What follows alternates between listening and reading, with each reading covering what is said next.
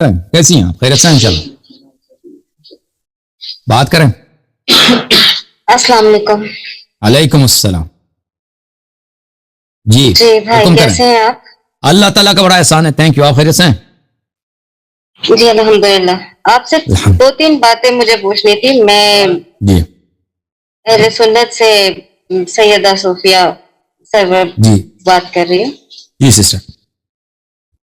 مجھے 2-4 باتیں آپ سے پوچھنی تھی.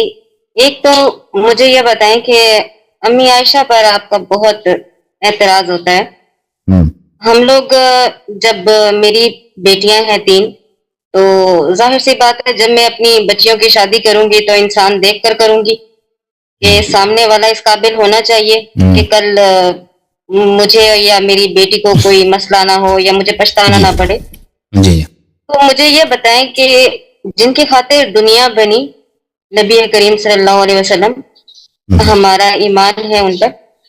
جب اللہ کی ذات نے امی عائشہ کا نکاح ان سے پڑھوایا تو کیوں ایک اپنے پاک محبوب کو جن کی خاطر دنیا بنی جن کی خاطر زمین آسمان بنے جنت دوزخ بنی یہ سب تو پھر اللہ نے اپنے اتنے پیارے نبی کا نکاح ایک ایسی عورت کے ساتھ کیوں کروایا کہ جو پاک بھی نہیں تھی جو صدیقہ بھی نہیں تھی. پہلی شادی نہیں تھی.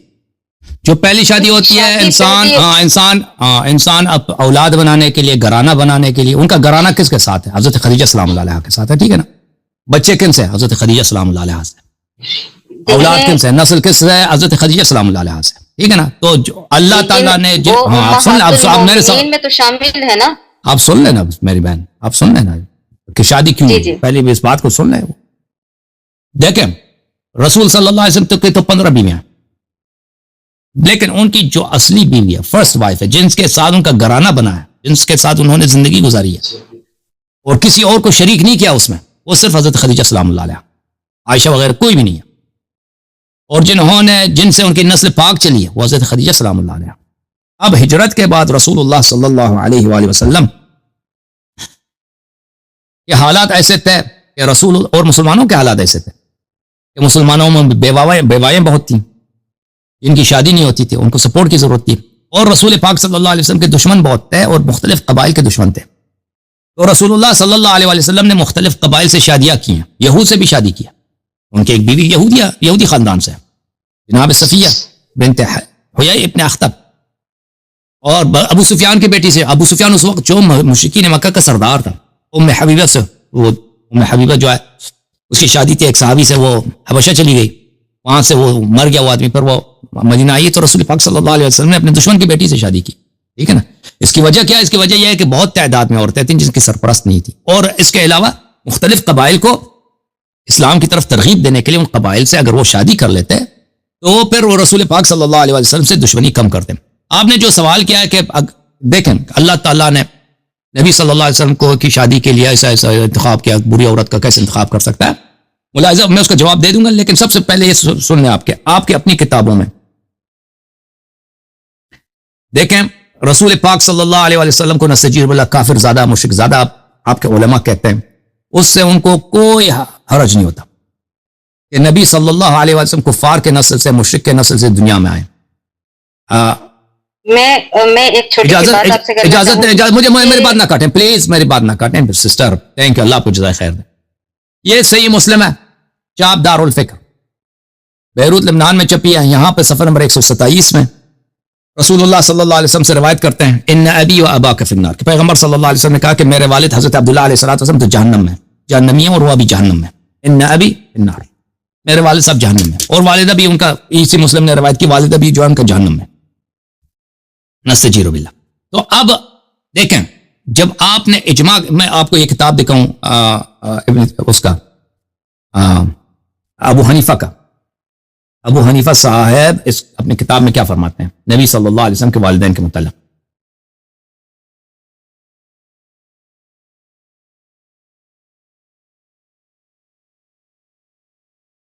یہ رسالہ ہے معتقد ادلت ابی حنیفہ فی ابوی الرسول صلی اللہ علیہ وسلم. ابو حنیفہ رسول صلی اللہ علیہ وسلم کے والدین کے متعلق کیا کہتے ہیں؟ علی ابن سلطان محمد القاری الحنفی, اس نے ایک کتاب لکھی. یہاں پہ لکھتے ہیں وہ کہ ابو حنیفہ نے، امام اعظم ابو حنیفہ نے اپنے کتاب الفقہ اکبر میں کہا ووالدہ الرسول صلی اللہ علیہ وسلم مات علی الکفر، رسول صلی اللہ علیہ وسلم کے والدین، دونوں والدین ماں باپ کافر مشرک تھے۔ دیکھیں آپ کے فرقے کو نبی صلی اللہ علیہ وسلم کے والدین کریمین کو کافر کہہ کر کوئی شرم نہیں ہوتی، کوئی حیا نہیں ہوتی، اور سب سے بڑی گالی جو ہے کسی شخص کو کافر زیادہ مشرک زیادہ کہنا ہوتا ہے، سب سے بڑی تنقید سے ہی ہے۔ اور انما المشرکون نجس، قرآن فرماتا ہے مشرکین تو نجس ناپاک ہیں، رسول صلی اللہ علیہ وسلم کو ناپاک ریشوں سے، ناپاک دامن سے، ناپاک صلب سے، ناپاک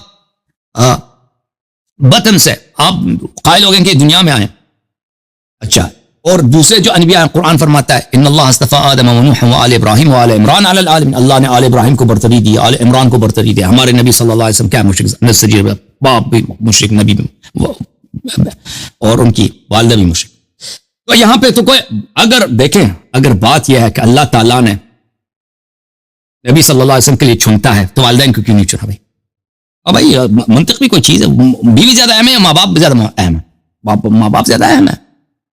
ان کو آپ لوگ مشرک کہہ کر آپ لوگوں کو کوئی تکلیف نہیں ہوتی، اللہ کے نہ کوئی آیا ہے، کچھ بھی نہیں ہے، کچھ بھی نہیں ہے، بلکہ آیا قرآن کیا فرماتا ہے وَقَدْ نَرَى تَقَلُّبَكَ فِي السَّاجِدِينَ، رسول صلی اللہ علیہ وسلم کے سب آبا ساجدین تھے، اللہ کے اولیاء تھے۔ بہرحال اب آتے ہیں عائشہ کے متعلق۔ دیکھیں اللہ تعالیٰ کو یہ پتا تھا کہ لوگ یہی کہیں گے کہ عائشہ تو نبی صلی اللہ علیہ وسلم کی بیوی ہے، نبی صلی اللہ علیہ وسلم کی بیوی ہے، تو لوگ ان کی بیوی ہونے کی وجہ سے جو بھی عائشہ کہے گی، جو بھی عائشہ کرے گی اس کی تصدیق کریں گے، اور کیونکہ عائشہ کی تعظیم ہے بھائی، وہ نبی صلی اللہ علیہ وسلم کی بیوی ہے۔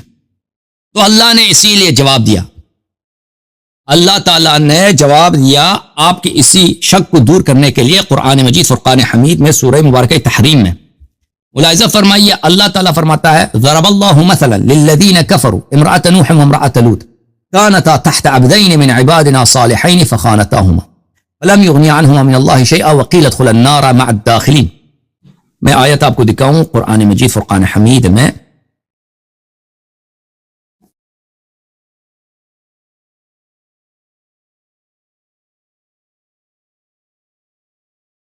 کہ اللہ تعالیٰ فرماتا ہے کہ میں نے دو مثال دیا اس کے لیے کافروں کے لیے، ایک حضرت نوح علیہ السلام کی بیوی اور ایک حضرت لوط علیہ السلام کی بیوی، کانتا تحت عبدین من عبادنا صالحین، یہ دونوں ہمارے دو صالح نبیوں کے عورتیں تھیں، بیویاں تھیں، فخانتاہما اپنے شوہروں سے انہوں نے غداری کی، فلم یغنی عنہما من اللہ شیئا، تو جو ان کا جو رشتہ تھا لوط کی بیوی کو لوط علیہ السلام کے ساتھ، نوح علیہ السلام کی بیوی نوح کے ساتھ، اس رشتے کا کوئی فائدہ نہیں ملا۔ وقیل ادخلا النار مع الداخلین، اور ان سے فرمایا گیا کہ تم جہنم چلے جاؤ جہنمیوں کے ساتھ۔ اچھا یہ اللہ نے کیوں بولا، یہ آیت کیوں نازل کیا، کیوں نازل کیا؟ یا اللہ نے اسی لیے نازل کیا کہ اس سے اصل مراد عائشہ حفصہ، عائشہ اور حفصہ۔ یہ کتاب تفسیر فخر الرازی المجلد 11، یہاں پر ملاحظہ فرمائے فخر الرازی بہت بڑے مفسر ہیں مخالفین کے، سورہ تحریم میں ضرب اللہ مثلا للذین کفروا امرأة نوح وامرأة لوط وفی ضمن هذین التمثیلین، اللہ نے جو دو مثال دی ہے نوح علیہ السلام کی بیوی کی اور لوط علیہ السلام کی بیوی کی، تعریض، یہ کنایہ ہے، تعریض کس کو بولتے ہیں عربی زبان، کنایہ کو بولتے ہیں، تعریض بأمی المؤمنین وہما حفصہ و عائشہ، دو ام المؤمنین کے لیے، عائشہ اور حفصہ کے لیے۔